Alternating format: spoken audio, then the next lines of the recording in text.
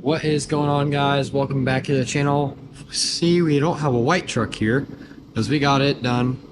We have the third gen here. I didn't record me pulling the manifold off.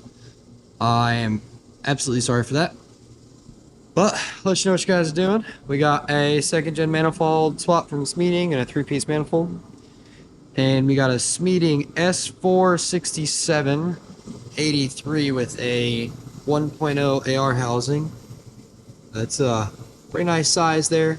Pretty happy about that. This thing just looks massive in person. I've actually never had an S400, so I'm excited for that. So we got the S400, the turbo, everything we need to mount it.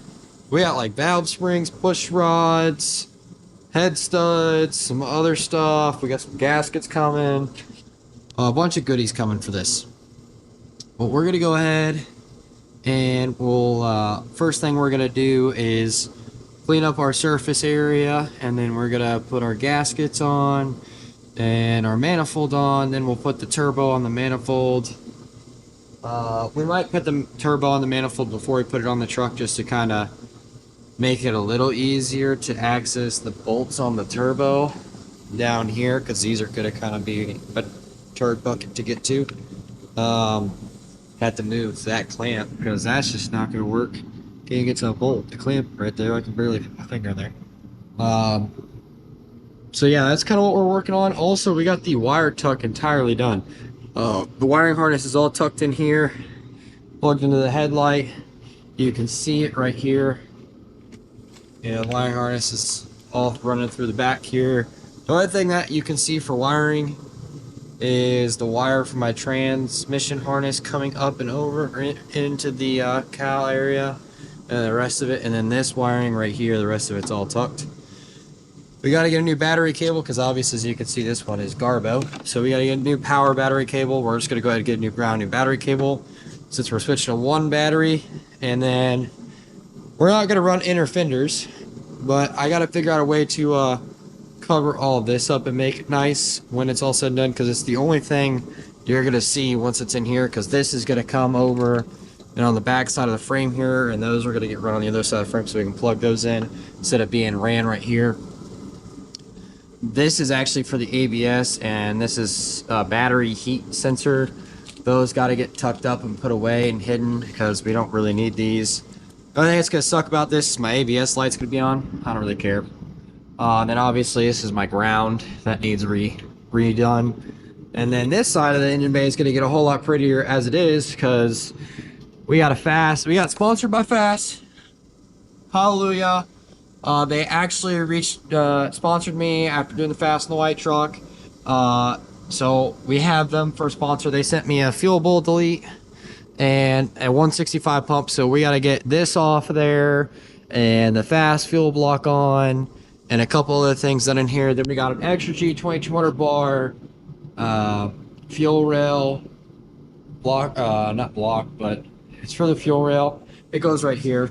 And then I got a 6.7 fuel pressure sensor. So we got that, and we have a 6.7 stock CP3 pump on the way that we have to get put in here. There's a lot of goodies coming our way that we got to get put together. This is just the start of it, so there's gonna be a lot of content on this truck, guys. Don't forget to check out the website for any merch down in the link below, and don't forget to like and subscribe that button, smash that comment section for what else you'd like to see get done on the truck. We're also gonna take all the chrome off and debadge it as much as possible, and then I got a buddy. We got a little surprise we're gonna do for the exhaust. But we also have a far from stock front end. Yes, like I said, lots of stuff going on this truck. We spent like 10 grand in the last 4 days for parts for this truck. So, and then we're going to get it all ready for race season. So hoping to get enough done that I can go get some testing tuning done free May 2nd. And if I have to drive this truck down to Rudy's to race it, I freaking will. But yeah, so that's where that's at, guys. I will start off here tomorrow, like with this part, putting the manifold, the turb skis on, cleaning off our surface areas. We still got to get the oil drain out, so I'll probably do that. And we're going to take downpipe off just to give ourselves as much room as possible. I am keeping the AC in this truck. I still want to keep it an AC truck. Later on, we might get rid of it, but for now, we're going to keep it just because it's there, and I don't really feel like trying to deal with taking all the piping and everything out right now, even though it's kind of the only thing that's going to keep this thing from not being pretty in the engine bay, so we might end up deleting it. I'm gonna have to put a little block off tube here, but the next thing I do want to do is get an aluminum coolant reservoir, which eventually will happen. For now, we're gonna leave it as it is. And then, unfortunately, I'm not gonna switch this out to AN lines and fittings as much as I would love to right now to get rid of all this hose and nastiness. We can't really do that right now, so we're just gonna put the second gen manifold and the turbo in here, and then, well, if we have to work around it when the time comes, then we will. I'm not actually sure how well the downpipe's going to work with the AC line in the way, or the heater core line in the way, but we'll find out. Other than that, the only thing I have to do wiring wise is this wire here has to run from this side. So power wire out all in there. I got to get this wire to run from here to the battery. So I'm probably going to run it down and along the frame over and across to the battery over here, so that way I can just keep it nice and tucked, no wiring, and then obviously we'll get this whole engine bay area washed down. I'm not going to have any powder coat, so it's not like I need it to be the prettiest thing in the world, because I haven't done any powder coat or any, like cleaning up the firewall at all. Not going to, just because we're coming up close to tight to race season. We got the wire tucked on, and we got the bigger steps done that are needed to get done so we can make this pretty and awesome and just fun. So that's kind of where that's at, guys. So like I said, don't forget to check out that website, the link down below.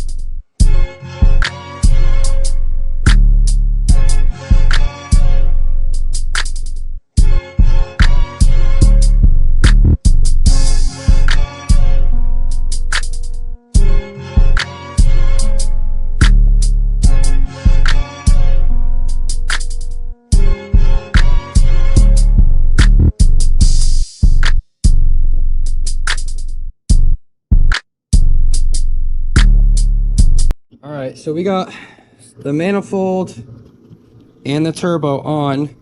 To get this bolt right here on the manifold, you actually have to separate the exhaust housing from the intake housing. So that you just undo this V-band. You have to clock it anyway, so you have to loosen this V-band up. You undo it, you pull the whole turbo out, you put your bolts in, tighten them down, then you put your turbo in and reclamp it.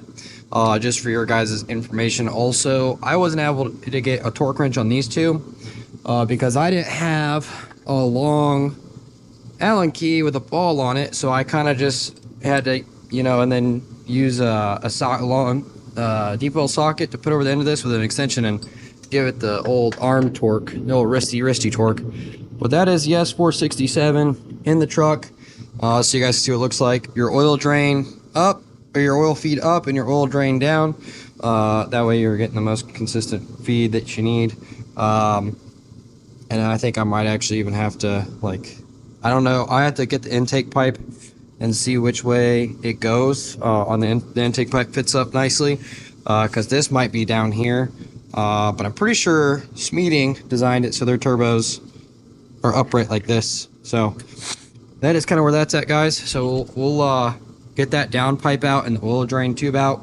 That way we can put the new up pipe on and the oil drain connected up. And we'll also mock up our intercooler pipe just to see where that goes. Alright, so let's get to it. Just so you guys are aware, this is an oil drain. Not necessarily the easiest thing to get out of there because of the press fit. But we have the turbo in there. We're going to go ahead and we're going to hook up the oil drain tube. So get that over in my trash section that I got to take to the dump. The drain one is going to have a push-in fitting. Looks like this. It's just going to have some O-rings that goes on it. And then it's going to go into the... you're going to push that in there. And then this is going to thread into the bottom of the turbo. So we're going to get to that, and then I'll show you guys what that looks like when it's all said and done. Alright guys, so we've got the oil, we got oil draining into our turbo so we can spin the wheel and oil the turbo up. And then we've got our feed line hooked up here to the original spot. We had to put the new fitting in, and then there's a new fitting. This one goes in the top here. And then this comes up underneath so it doesn't touch the manifold, or it stays away from the manifold, so it comes up underneath and then over. I'm gonna work on taking the downpipe off, and then we'll get the new downpipe on. And then technically, if once I hook this up, the new downpipe on, I have to plug everything back in underneath the dash, put a battery in it, we can start it up and see how it sounds.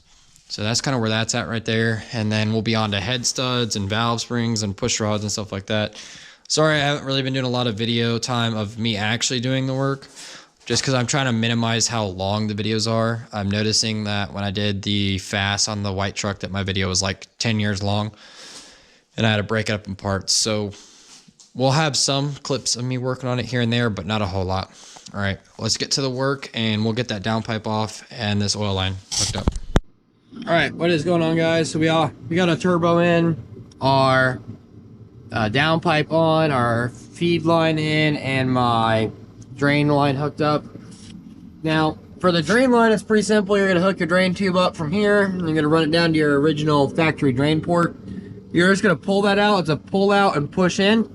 So once you feel it push in, you're good to go. It's going to have 2 O-rings on it that come in, well, this one kit has 2 O-rings on it.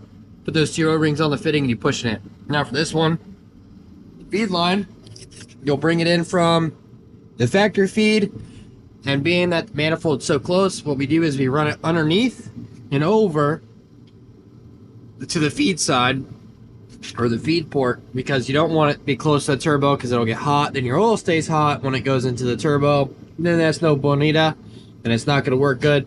So step 1, put your turbo or your manifold on. Step 2, put your exhaust housing on. Step 3, V-band your turbo on.